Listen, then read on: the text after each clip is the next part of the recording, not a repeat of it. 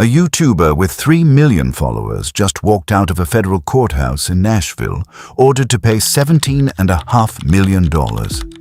Not for making a bad video, not for saying something mean, for making a true crime video about a missing 16-year-old girl and accusing her grieving family of faking her death as a GoFundMe scam. A federal jury looked at that video and said, that was not an opinion. That was defamation, and the verdict that just came down 5 days ago changes the rules for every single true crime creator on the internet.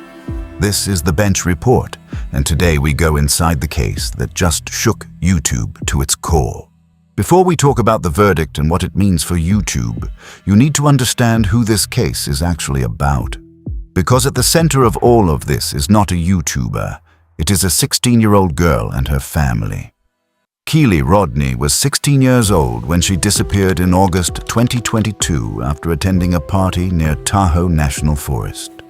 Her body was later found inside her SUV in a nearby lake. Authorities ruled her death an accident and said there was no evidence of foul play. That is a family's worst nightmare. Their daughter goes to a party. She never comes home. And when she is finally found, it is in a submerged car in a lake.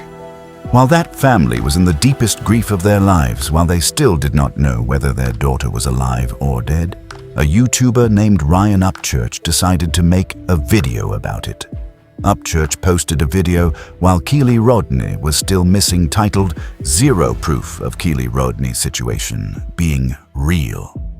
In that video, he told his audience that the GoFundMe set up for Keely's family had raised $63,000 in 7 days, and suggested the whole situation was a scheme to raise money through fake deaths.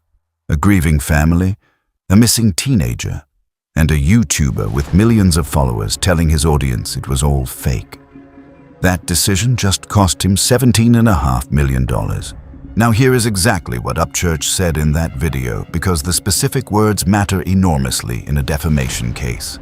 Upchurch said on camera, and I am quoting directly here, that GoFundMe for Keely Rodney raised money, and that if you have 5 GoFundMes for each individual person that you catfish, fake a death with, all you need is 3 people. 3 people. 3 viral stories. You are a millionaire in 2 weeks.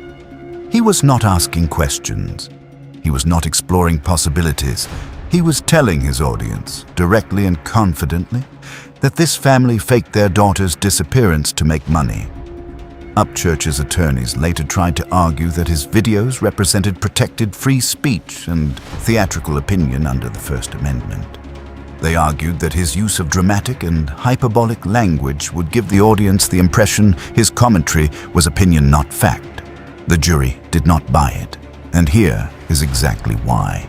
This is the part of this case that every true crime creator on YouTube needs to understand clearly, because it is the legal distinction that determined this entire outcome.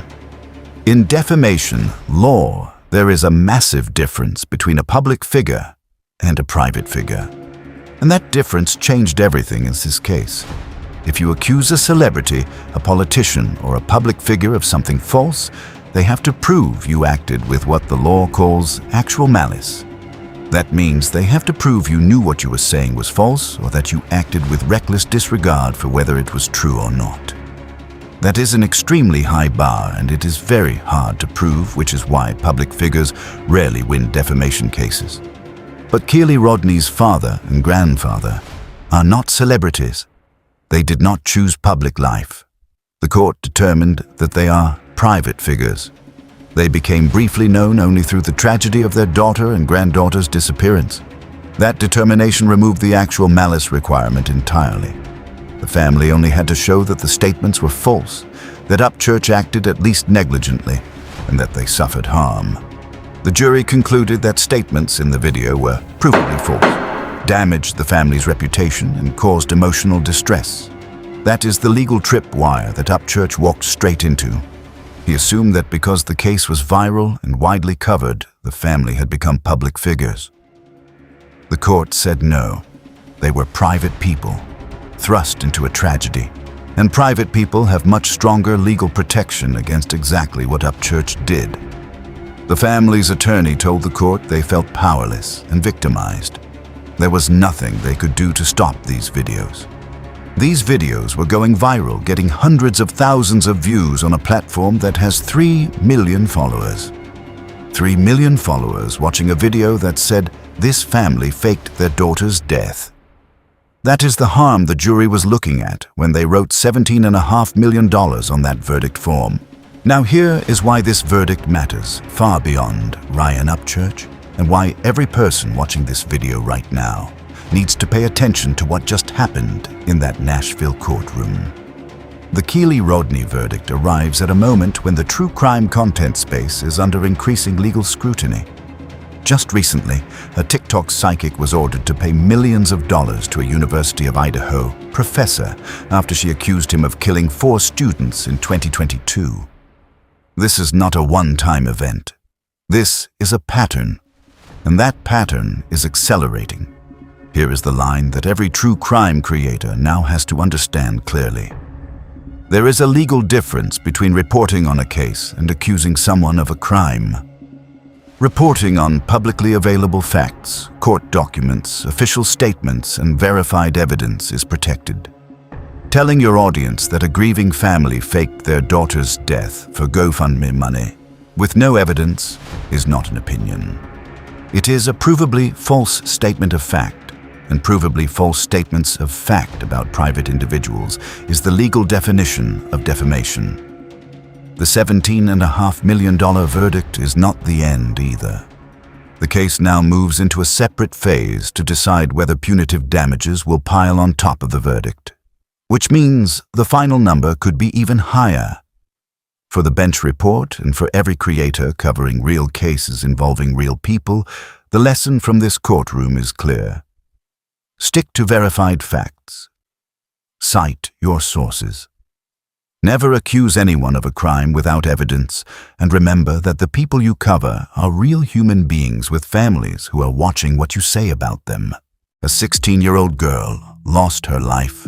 Her family spent years grieving while millions of people watched videos calling them liars and scammers. And a federal jury in Nashville just said enough. $17.5 million, worth of enough. The true crime space on YouTube will never look the same after this verdict, and the bench report will be here covering every development as this case moves into its punitive damages phase. Subscribe so you do not miss what comes next, and drop in the comments below. Do you think $17.5 million was the right verdict, or did it go too far? Let me know where you stand. This is the bench report. Court is adjourned.